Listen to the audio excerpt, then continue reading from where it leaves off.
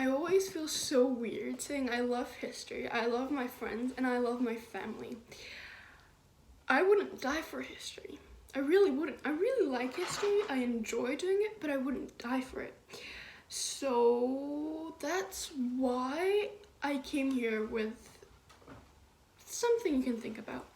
First of all, what does the Cambridge Dictionary say about love? It says that love is to like another adult sexually and romantically and be attracted to them, or to have strong feelings of liking towards a friend or a person in your family. I don't think love is like this. I think love is different for every individual. Every single person on this planet shows love in a different way. So, first of all, let's start with Eros. People think this is the love that is the most important. Well, it is not. So Eros, what is Eros? It is romantic and passionate love or lust. It is the love for physical beauty. It is a reminder for the soul of beauty, even though it's not eternal. It is the desire to possess the other person. Because if I love someone, if I have Eros towards someone, I want them to be my boyfriend or girlfriend. So, but where does the word Eros come from? Eros is the Greek god of love, of this kind of love. And his Roman or Latin version is Cupid. We know Cupid with his arrows. He shoots them, and the target falls in love. And usually it ends in disaster. So, for example, when any man saw Artemis naked, they either were blinded, turned into a wild boar, or just killed. I don't think either of them is a good solution, but it's a disaster. And also Greeks talk about unrequited love a lot, really a lot.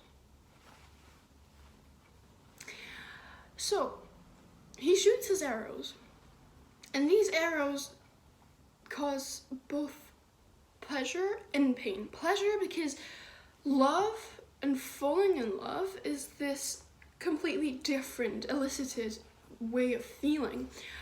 And pain because, of course, an arrow, if it hits you, it's gonna bleed. It's gonna hurt. It is pain. An example for this kind of love is Paris's love for Helen, which started the Trojan War. And what we have to know is, I only found out this not long ago, Paris never met Helen. And he started, in those days, we didn't have social media, so he didn't even see a picture of her. And still, he started a Trojan War, which was terrible, as we know. Where can we find it? So Eros is what is starting relationships. And a lot of the times it doesn't turn into another kind of love, a deeper kind of love, because they don't put enough, hard work into it. And maybe these people are not for each other. And this kind of Eros and this kind of love wears out after a while, because eternal beauty is impossible. A very interesting thing is that Eros, the Greek god, is the son of Aphrodite in Aries. Aphrodite is cheating on his husband, Hephaestus, I don't know how to say that word, with Aries. And this love is purely Eros. It is purely lust. And I find it amazing how the Greeks put so much symbolism into their mythologies, because what else could be born from lust but the Greek god of passionate love?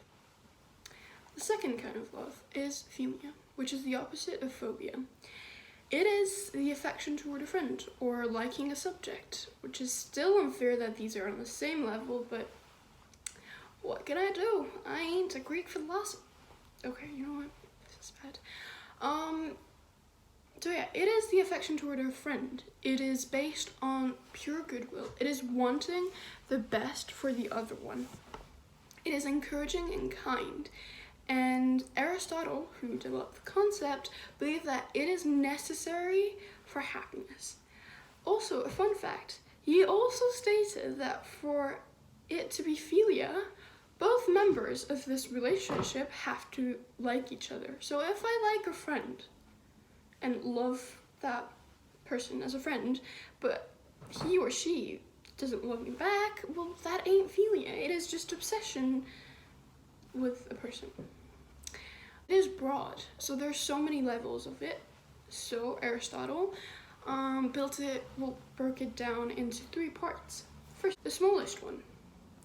Friendship of utility. It is the acquaintances when buying something. We wouldn't even consider this love, but Aristotle did. It is basically if I go into a shop and I buy something, I have a small relationship with that person, and so we consider this love. Second part is friendships of pleasure. It is those friends you hang out with, you go to the bar with, and you have hobbies and you share the same interests with.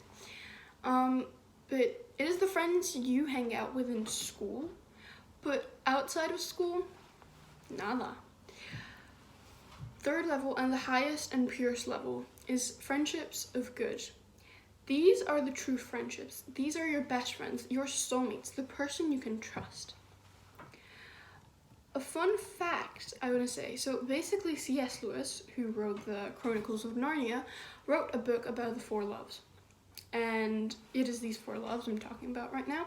And he states that philia is the most unnatural way of love. It is chosen by free will, and that's why he thinks it is the most valuable one. And he complains about modern society not valuing it enough, which I completely agree with, because so many friends of mine told me they're not loved.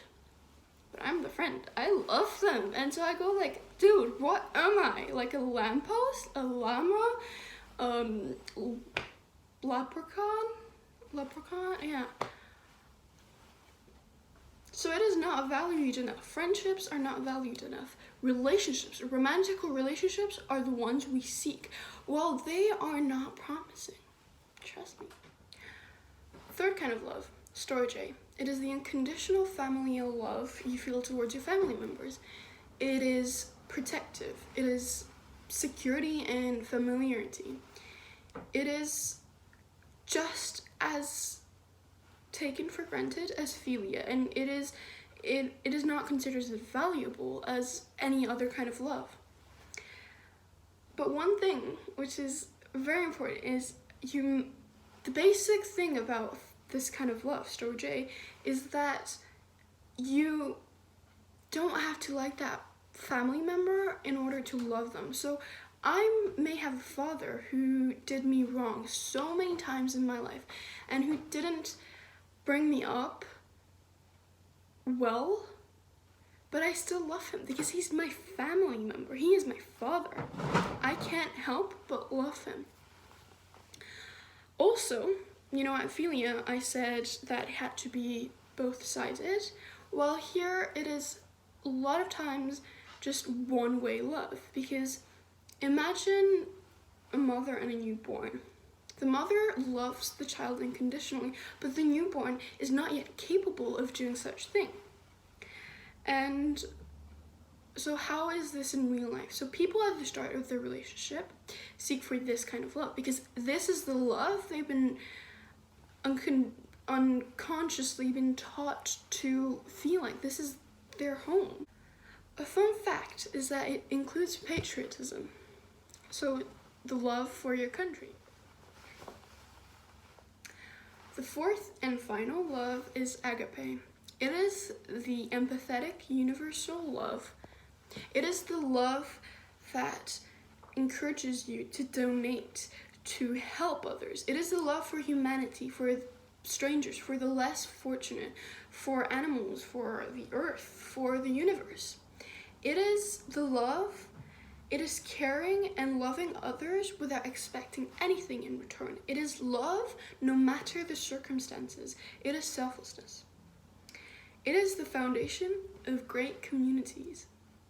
C.S. Lewis, in his Four Loves, says that this is the love only Christians can achieve, and it is the most valuable. So, as a final word, I hope that you understand the difference between these kind of loves, and that you will use these words because they're amazing, and they make you seem so much more intelligent. I want to show you a picture that explains all of what I just said at the beginning.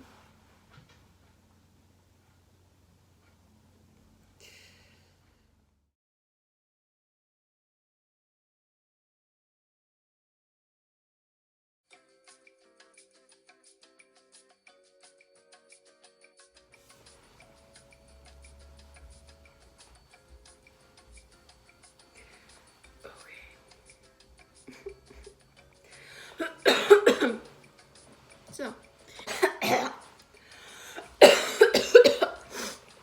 I'm fine. Ow. Shut the fuck up. Desire to talk about unrequited love a lot. Really a lot. What? Philia is, by the way, the opposite of phobia. Did I say that? I don't know. Dude, what am I? Like a lamppost? A llama? Leprechaun? Fucking tell you. Proud of Chris. Come on. Who wouldn't be proud of this? You know what? It is the arse. But not a lot of people have this. Okay, we're gonna cut this out.